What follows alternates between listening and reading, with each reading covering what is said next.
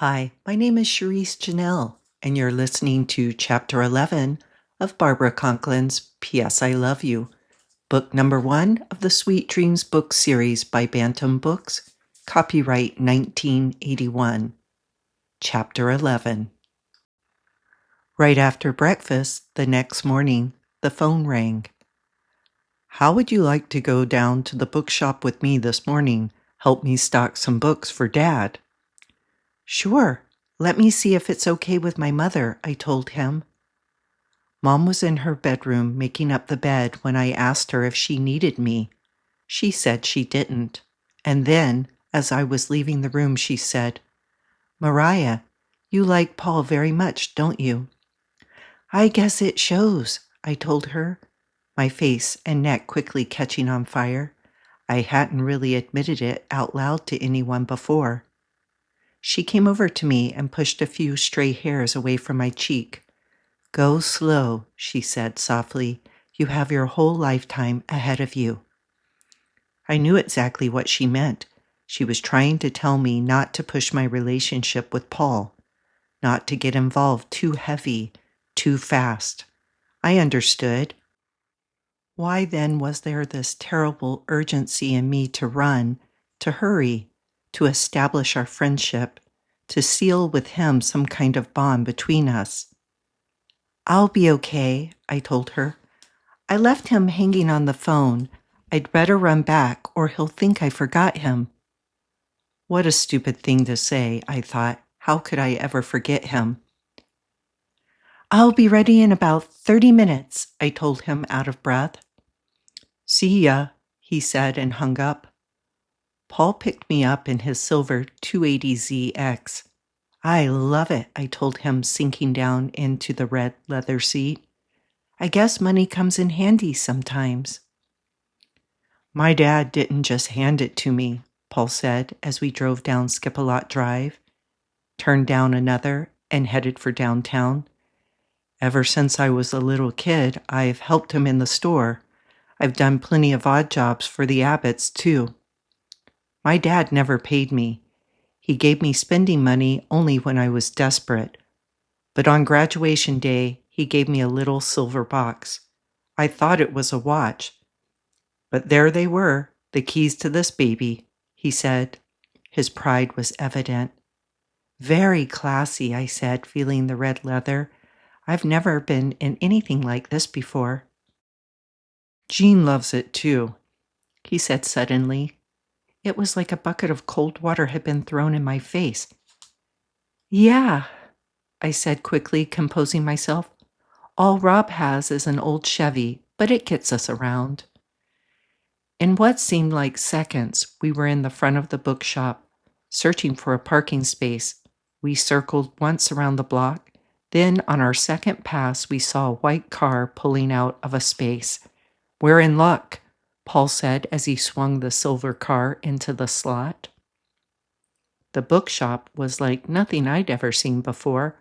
All the shelves were organized neatly, and a sign welcomed the customers to the lounge in the back of the store to sit and read, or just relax. A silver coffee pot on a silver tray welcomed customers to have a cup. On another table was a pitcher of iced tea and frosted glasses. 2 light brown leather sofas were arranged in front of the glowing fireplace, and because the shop was air-conditioned, the heat from the fireplace was comfortable. Sprinkled throughout the room were other leather reclining chairs and footstools. "How nice! How comfortable and inviting," I told Paul, and then I saw him wave to a lady behind the counter. He waited until she was finished with her customer, and then he slipped behind the counter and touched her hand, drawing her over to me. "Mom, this is Mariah Johnson. Mariah, my mother." He must have told her about me, I thought. Otherwise, he would have followed my name with some explanation like, "The girl over at the Abbotts."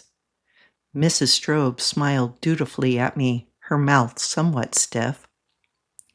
She was so much older than I thought she would be. In her 50s, I would guess. I extended my hand, but she took it reluctantly and dropped it quickly. I could feel a hot blush dotting my cheeks. Paul ignored my discomfort and his mother's bad manners and turned to her.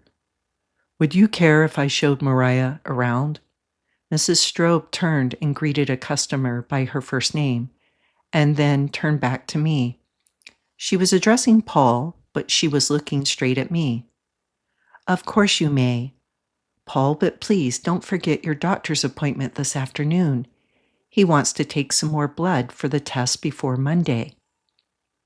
Paul's hand flew to his forehead, and he cupped it over his eyes. "Oh, God, I did forget." And then he turned to me. "I wanted to spend the whole day with you, but we'll have to be heading home right after lunch, Mariah. I'm sorry."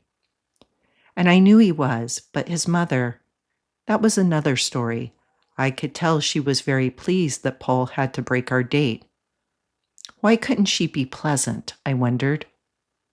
Paul then introduced me to his father. Mr. Strobe had gray hair, heavy dark-rimmed glasses, and a nice smile. He put his hands over mine and held them warmly for a moment. "Paul has told us a lot about your family," Mr. Strobe said, his dark brown eyes shining behind the glasses. His nose was like Paul's, as was his smile. I liked his father, and I got the definite feeling he liked me too. After the formalities were over, Paul took me to the stockroom and explained the intricate system of inventory, stocking, special sales, and promotions. "We own a bookstore in Laguna Beach, too," he said, and I stepped away from Paul in delightful surprise. "You do? Which one?" "The Book Notch, near the ocean." I smiled. I'd spent countless hours there. "Yes, that's why we go there in the summer. It gives my parents a chance to check over the management and keep on top of the operation and still enjoy the ocean." I was helping him stick tiny price stickers on the corners of a stack of Betty Crocker cookbooks. "Why did your folks let one tiny operation spoil your whole summer, Paul? In fact, you could have had it done in some hospital near Laguna and then—" "Because my doctors have so much faith in practices here," Paul explained. "Also, when I questioned it some time ago, Dad said he always wanted to spend the summer here in Palm Springs to actually see what goes on with the summer tourists. He makes friends of all the customers, and he says he has missed out on not knowing some of the summer people." My question had been a nosy one I should not have asked, but the answer had been unsatisfying to me.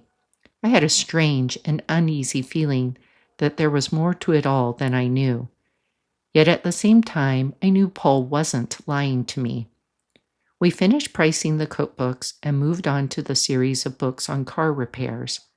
Paul handed me a fat book on Mustangs, and it slipped from my hand.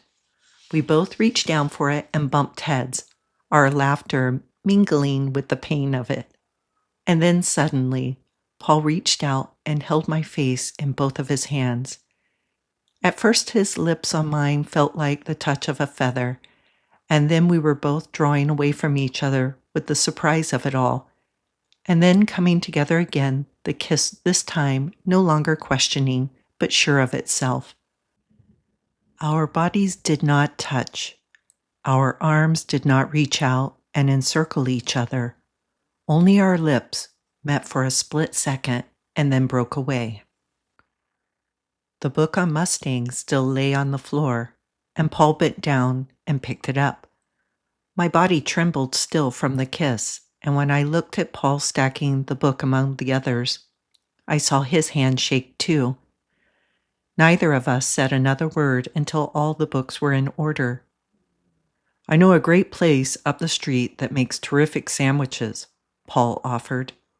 "What do you think, Mariah?" He seemed to want to change the mood. "Sounds good to me," I said, my voice shaking slightly with the newness of my first kiss. I turned to go and realized my knees felt like they had turned to water. I hoped Paul hadn't noticed. We waved goodbye to the Strobes as we left the busy bookshop. Paul led me by the hand to his car, and all the while I could feel his mother's eyes on me. Mingled with a feeling that made me want to skip down the street was a feeling that something was wrong. Instead of stopping for lunch, though, Paul abruptly headed the car in the direction of Skip-a-Lot Drive. "Where are we going?" I asked. "Thought I'd better take you home." "Oh," I said, slightly uneasy. Then looking out the window, I noticed a group of girls outside a restaurant. The one Paul probably meant. Now it made sense. One of those girls must be Jean, and Paul doesn't want her to see me. Maybe I'm winning out over her. A feeling of smug satisfaction came over me. We were almost home when Paul mentioned his mother. "She doesn't have to work in the store like she does," he said, "but she likes to keep busy, and she loves books and people." I'm people, I thought. Why doesn't she like me? But I didn't mention it to Paul. I didn't think he'd want to talk about it now. He drove around to the Abbott's back gate and jumped out, swiftly running around to my side of the car to open the door. Paul evidently had been taught all of the nice things, the proper things, when with the opposite sex. He did them all with ease. I wondered what his mother would think if she knew he knew how to kiss with ease. We stopped at the gazebo. "It's dry now," Paul said, putting his hand out to lead me up the 2 steps. It seemed we were the couple in my daydream. Paul slipped his arm around my shoulder, and he and I sat there for the longest time, quietly enjoying the moment. I thought of Jean. Was he comparing our kiss to those he had shared with her? "Is something wrong?" he asked. "No," I lied. "Paul, how long will you be in the hospital?" "Just a few days, 2 at the very most," he answered. "Then there will be tests. I'll have several after the operation if it's like the last time." We sat closer together, my hair touching his. I could feel his warm breath on my cheek. If I turned my face slightly, my lips would meet his again. How foolish I had been to worry so about a first kiss. So many times I'd sat and wondered how it would be. Would I do it right? How would I know exactly how? With Paul, it had been so natural. His mouth had fit perfectly on mine. For a fraction of a second, I had feared he would laugh at the trembling of my lips. But then I had been delighted that his trembled too. I turned my face and Paul kissed me again.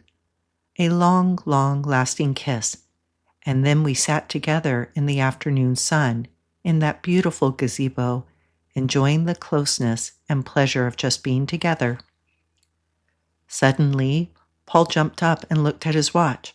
"What's wrong with me? I almost forgot again." Turning to me, he said, "Mariah, I've got to run." He was out of the gazebo in a flash. "See you later," he called to me, and I watched as he disappeared out the back gate. His kiss was still warm on my lips. End of Chapter 11. Chapter 11 Commentary.